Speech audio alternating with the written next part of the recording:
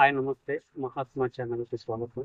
ప్రస్తుతం మనము ప్రముఖ పుణ్యక్షేత్రమైన అరుణాచలంలో ఉన్నామండి. సో, ఈ అరుణాచల విశిష్టతను తెలియజేయడానికి మనతో పాటు స్వామీజీ ఉన్నారు. స్వామి నమస్కారం. నారాయణ నమో నారాయణ శ్రీమాత్రే నమ. ఫస్ట్ అందరూ గుర్తించుకోవాల్సింది ఏంటంటే, ఎక్కడికి వెళ్ళినా మన వీధిలో ఉండే ఒక గుడిలో అర్చకుడి దగ్గరికి వెళ్ళినా, లేకపోతే ఒక జ్యోతిష్యుడి సిద్ధాంత దగ్గరికి వెళ్ళినా, లేదా ఒక స్వామీజీ గురువు పీఠాపతి ఇట్లాంటి వాళ్ళ దగ్గరికి వెళ్ళినా, అందరూ ఎక్కడికి వెళ్ళినా ఒకటే కోరికలు, ఒకటే సంకల్పం. అయితే పెళ్ళి, లేదా సంతానము, ఉద్యోగం, వ్యాపారము, డబ్బు, ఇంకెంతో కొంతమంది అధికారులు, పదవులు, హోదాలు, ప్రమోషన్స్. వీటి మటుకు ఎవరి ఊళ్ళలో ఉన్నటువంటి వాళ్ళ ఆలయాలు అవే కోరికలు తెలుస్తున్నారు. ఏ పంతులు గారి దగ్గరికి వెళ్ళినా, ఏ జ్యోతిష్యుడి సిద్ధాంత దగ్గరికి వెళ్ళినా అవే కోరికలు, అవే ప్రశ్నలు. ఆఖరికి పరమ పవిత్రమైనటువంటి ఆంధ్రప్రదేశ్ రాష్ట్రంలో ఉన్నటువంటి తిరుపతి, శ్రీశైలం లాంటివి కావచ్చు, ఇక తమిళనాడు రాష్ట్రంకి వస్తే అరుణాచలం కావచ్చు, చిదంబరం కావచ్చు, ఇట్లాంటి దివ్యక్షేత్రాలు. ఉత్తర భారతానికి వెళ్తే కాశీ, హిమాలయాలు, ఎక్కడికి వెళ్ళినా అందరూ ఇవే సంకల్పాల కోసం. అయితే ఇంకా ఇంత మించి ఇంకా ఏమీ మనం నేర్చుకునేది లేదా, తెలుసుకునేది లేదా.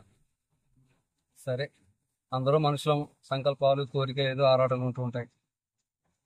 ఒక చిన్న ఉదాహరణ చెప్తాను. నా గురుస్థానం హిమాలయాలు. హిమాలయాల్లో ఉన్నటువంటి నా గురుదేవుడు ఈ సమాజంలోకి వెళ్ళమని, ఇక్కడ ఒక మహాపీఠాధిపతి, ఒక మహాస్వామి వారిని ఆశ్రయించి వారి దగ్గర మంత్రతంత్ర శాస్త్రాలు అభ్యసించి వాటి ద్వారా ఈ భారతదేశాన్ని, మన సనాతన ధర్మాన్ని, వీటన్నిటిని రక్షించే ప్రయత్నంలో ఉండమని చెప్పి నా గురుదేవుల ఆదేశంతో ఇక్కడికి రావడం జరిగింది. అక్కడ హిమాలయాల దగ్గర నుంచి ఇక్కడికి వచ్చినా కూడా జనాలందరూ కూడా ఒకటి, ప్రజలందరూ ఒకటే చేస్తారు. హిమాలయాల యొక్క విశిష్టత చెప్తాను, దాన్ని బట్టి అరుణాచలం యొక్క విశిష్టత మీరు తెలుసుకోండి. హిమాలయాల్లో ఎవరో ఒక వ్యక్తి వెళ్ళాట ఒకసారి, అక్కడ కూర్చొని తపస్సు చేసుకోవాలి, తరించాలి, జీవితం మొత్తం ధన్యం చేసుకోవాలని అడుగడుగున తిరుగుతూ ఉన్నట్టు, ఎక్కడ కూర్చోవాలి. కాలం 2 సంవత్సరాలు గడిచిపోయింది, అయినా అతనికి ఎక్కడ కూర్చోవాలో తెలియక తిరుగుతూ ఉన్నాడు. ఎవరో ఒక మహాయోగి కనిపించాడు ఒక చోట కూర్చోనంటే. ఆయన కళ్ళు చేసి ఒకసారి అడిగారు, ఎవరు నాయన నువ్వు, ఎందుకు వచ్చావు ఇక్కడికి, ఏం చేస్తున్నావు అని. మహాత్మా, నేను 2 సంవత్సరాలు బట్టి ఇక్కడ తిరుగుతున్నాను, ఎక్కడ కూర్చొని తపస్సు చేయాలి, ఏం చేయాలో నాకు తెలియట్లేదు, 2 సంవత్సరాల కాలం గడిచిపోయింది అన్నారు. ఆ మహాత్ముడు చెప్పాట, ఒక్కసారి నీ కాళ్ళ కింద చూసుకో, నీకు తెలుస్తుంది అన్నారు. వచ్చినవాడు, నడుచుకుంటూ వచ్చినవాడు 2 సంవత్సరాల్లో హిమాలయాల్లో ఖాళీగా తిరిగినందుకే, ఖాళీగా సమయాన్ని గడిపినందుకే అతను తెలియకుండా గాలిలో నడుస్తున్నాడు. అతను ఏ సాధన చేయాలో తెలియదు, ఎక్కడ కూర్చోవాలో తెలియలేదు, హిమాలయాలకు వచ్చేసాడు. 2 సంవత్సరాలు హిమాలయాలలో సంచరిస్తున్నంత వాడికే గాలిలో నడిచేంత శక్తి వస్తే, మరి హిమాలయాల్లో నువ్వు కూర్చొని తపస్సు చేస్తే ఇంకెంత శక్తి వస్తుందయా. ఇక్కడికి వచ్చి చూసే ప్రతి అణువు కూడా పరమ శక్తివంతమైనదే, మహిమాన్వితమైనదే.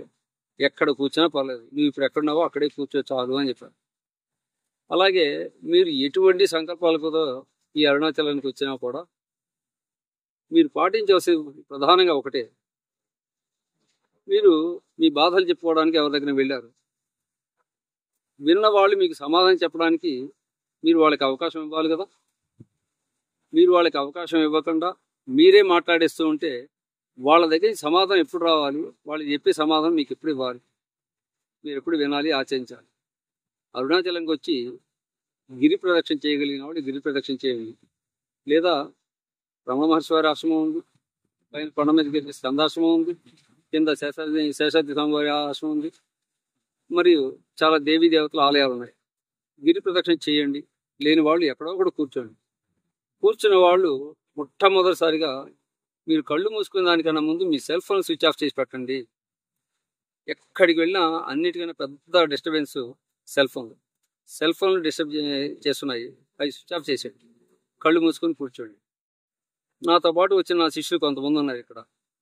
వాళ్ళు చెప్తున్నారు, మా రూమ్లోకి వెళ్ళిపోయిన తర్వాత ఎలా ఉంది మీ అనుభవం ఏంటంటే, మౌనంగా కూర్చుని ఎవరో మాట్లాడుతున్నారు, మళ్ళీ కళ్ళు తెరిచి అటు ఇటు గమనించి ఎవరు కనిపించట్లేదు. అరుణాచలం అనేది ఒక అద్భుతమైనటువంటి శక్తి క్షేత్రమే మాత్రమే కాదు, ఇక్కడ వచ్చి కూర్చోవడానికి, అది కూడా మౌనంగా కూర్చోవడానికి అలవాటు పడండి. ఒక్కసారి మాత్రమే అడుగు పెట్టిన వెంటనే మీరు స్నానం చేసి ఏదో దేవాలయానికో రమణమశివ ఆశ్రమానికో వచ్చి మీ మనసులో కోరిక చెప్పుకోండి. ఇంకా వెళ్ళేదాకా ఇంకా కోరిక మర్చిపోండి. ఎక్కడ కూర్చున్నా సరే నిశ్శబ్దమే పాటించండి. కళ్ళు మూసుకోండి. ఎక్కడ ఎలా ఎంతసేపు కూర్చోగలితే అంతసేపు కూర్చోండి. ఆ నిశ్శబ్దం నుంచి మీకు సందేహాలన్నీ తీరుతాయి, మీకు సమాధానాలు కూడా వస్తాయి. నిశ్శబ్దము, మౌనంలో మాత్రమే మనము గురువులు, యోగులు, సిద్ధులు, దేవతల యొక్క సందేశాలు మనం గ్రహించగలుగుతాము. ఇది సత్యం. కాబట్టి అరుణాచలంలో మీకు సంకల్పాలు అన్నీ ఖచ్చితంగా నెరవేరుతాయి. ఇది మన శాస్త్రాల యొక్క మనకు ఉన్నటువంటి విశ్వాసం. గిరి ప్రదక్షిణ మాత్రం ఉదయమో రాత్రో ఏదో ఒక సమయం చేయండి. గిరి ప్రదక్షిణ వల్ల మీకు అనేక పుణ్యం వస్తాయి, అనేక రకాల చెడు దోషాలన్నీ పోతూ ఉంటాయి. ఎక్కడ కూర్చున్నా నిశ్శబ్దము, ధ్యానము. ఇక్కడ రమణ మహర్షి వారు జీవించినంతకాలం కూడా వారి అందరికీ బోధించింది మౌనం నుంచే బోధించారు. ఎంతటి మహాయోగులు ఇక్కడికి వచ్చినా, అదృశ్య సిద్ధులు ఇక్కడ సంచరిస్తూ ఉన్నా అందరూ మౌనంలోనే ఉంటూ ఉంటారు. మీరు కూడా మౌనంగా ఉండండి, మీ సంకల్పాలన్నీ నెరవేరుతాయి. ఎక్కడ కూర్చోవాలన్నది అరుణాచలంలో గిరి ప్రదక్షిణ చేసేటువంటి వైశాల్యం భాగం ఎంత ఉందో ఆ ప్రదేశంలో ఏ మూల కూర్చున్నా మీకంతా మహత్యమే, మీకంతా మంచి జరుగుతుంది. శుభం భూయత్. నారాయణ.